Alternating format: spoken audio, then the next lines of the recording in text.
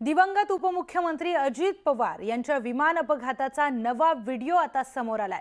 राष्ट्रवादीचे आमदार रोहित पवार यांनी मुंबईमध्ये पत्रकार परिषद घेऊन अजित पवार यांच्या विमान अपघाताबद्दल एक सादरीकरण करून गंभीर आरोप केले। त्यावेळी बारामती विमानतळाच्या धावपट्टीजवळ अजितदादांच्या विमानाला कशा प्रकारे अपघात झाला याचा व्हिडिओ त्यांनी समोर आणलाय। तर या व्हिडिओमध्ये स्पष्ट दिसतंय की विमानतळाच्या धावपट्टीवर मोठ्या प्रमाणात धुकं साचलेलं होतं। विमान हे धावपट्टीच्या बाजूला कोसळलं होतं। त्यावेळी मोठ्या प्रमाणात आगीच्या ज्वाला या दिसून येत आहेत।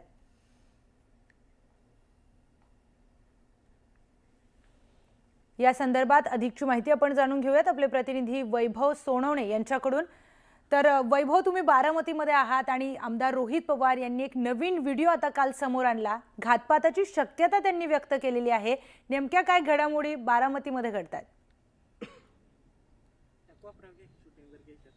प्रियंका, या बारामतीच्या एअर स्ट्रीपवरती आम्ही आहोत। गोजुबावी गावामध्ये ही एअर स्ट्रीप जी आहे, धावपट्टी जी आहे विमानाची, ती आपण पाहतोय आणि या धावपट्टीवरती विमान जे आहे ते उतरणं अपेक्षित आहे। वास्तविक इथे रोज अनेक इथं पायलटच्या ट्रेनिंग इन्स्टिट्यूट आहेत, त्यांची सततची सरावांची प्रक्रिया जी आहे ती सुरू असते। आपण समोर पाहतोय हे विमान रोज अशा पद्धतीनं या सरावांसाठी, पायलटच्या सरावासाठी ही विमानं जी आहेत ती या धावपट्टीवरती उतरत असतात। टेबल टॉप अशा प्रकारातली ही धावपट्टी आहे। मात्र ही उंची जी आहे ती उंची आपण पाहतोय साधारण इतक्या उंचीवरती विमान असणं अपेक्षित आहे, किंवा याच्याही वरती जी मोठी विमान आहे ती याच्यापेक्षा जास्त उंच असणं अपेक्षित आहे। त्यानंतर ते पुढे साधारण 1 किलोमीटरच्या पुढे जाऊन ही विमानं धावपट्टीवरती उतरतात। मात्र प्रत्यक्षातली परिस्थिती जी आहे ती अपघात झाला त्या दिवशी दूरवरती आपल्याला जो पालखी मार्ग दिसतो, या पालखी मार्गावरून विमान जे दादांचं पहिल्यांदा रनवेवरती उतरण्याचा प्रयत्न केला, मात्र त्यांना उतरता आलं नाही। ते पुन्हा डाव्या बाजूने फिरून पूर्ण गोल चक्कर मारून हे विमान जे या पाण्याची टाक्या ज्या समोर दिसत आहेत, या पाण्याच्या टाकीच्या पलीकडनं हे विमान आलं आणि अचानकपणे ते उजव्या बाजूला कलंडलं, असं इथल्या ग्रामस्थांचं म्हणणं आहे। साधारणपणे उंची जी आहे ती प्रचंड खाली होती। 100 फुटाच्या आसपासच हे विमान जे ते रनवेच्या या टोकावरती आलेलं होतं। वास्तविक इथं लँडिंग होत नाही। इथं साधारण उंची जी आहे ती 500 ते 600 फूट असावी लागते। तिथं लँडिंग होण्याऐवजी हे विमान जे आहे ते वळून आलं पलीकडून आणि आपण प्रत्यक्षात जी जागा पाहतोय, धावपट्टीला वळसा घालून हे विमान जे आहे ते इथं खाली पडलं। जो काळा जळालेला परिसर दिसतोय सगळा, तो अशाच पद्धतीत हे विमान जे आहे ते खाली कोसळलेलं होतं आणि जागेवरती या विमानाचे 2 तुकडे झाले। त्यातले मृतदेह जे आहेत ते खुर्च्या ज्या आहेत त्या बाहेर फेकल्या गेल्या आतल्या दबावाने, आणि आतमध्ये जो पेट्रोलचा मोठा साठा होता, साधारणपणे 3000 किलोमीटर प्रवास करायची या विमानाची क्षमता होती। अत्यंत वेगवान विमान हे समजलं जायचं। त्यापैकी केवळ मुंबईहून बारामतीला येण्यापर्यंतचाच हा प्रवास झालेला होता। त्याच्यामुळे विमानामध्ये इंधन जे आहे ते सुद्धा मोठ्या प्रमाणावरती होतं। या सगळ्या परिस्थितीमध्ये अतिरिक्त इंधन जे आहे त्याचे कॅन किंवा बॅरल्स जे आहेत ते या विमानामध्ये यापूर्वी वाहून आणले जात होते, असं काल पत्रकार परिषदेमध्ये रोहित पवार यांनी सांगितलंय। त्यामुळे जी बेकायदा पद्धत आहे, केवळ विमान कंपन्या, खासगी विमान कंपन्या पैसे वाचवण्यासाठी किंवा जो खर्च आहे आस्थापनेवरचा तो कमी करण्यासाठी या अशा पद्धतीच्या चुकीच्या प्रॅक्टिसेस करतात आणि त्याच्याकडे जाणीवपूर्वक दुर्लक्ष केलं जातं, असा आरोप रोहित पवार यांनी केलाय। इथले ग्रामस्थ जे आहेत, इथले ग्रामस्थ काही अंशी या सगळ्या एव्हिएशन सर्व्हिस बद्दल किंवा विमानं, त्यांची उड्डाणं, धावपट्टी असल्यामुळे बऱ्यापैकी अनुभवानं थोडेसे शहाणे झालेले दिसतात। इथं उतरणारी विमानं साधारण किती उंचीवरून उतरतात किंवा काय, याचा रोजचा त्यांचा स्वतःचा ठोकताळा आहे। रोज बघून त्यांना त्याचा पूर्ण अंदाज आलेला आहे कशा पद्धतीनं या धावपट्टीवरती विमान किती दुरून खाली उतरतात। त्यांच्या आडाख्यांनुसार हे विमान इतकं खाली होतं अजितदादांचं की पक्षी जे आहेत ते सुद्धा त्याच्यावरती उडत होते।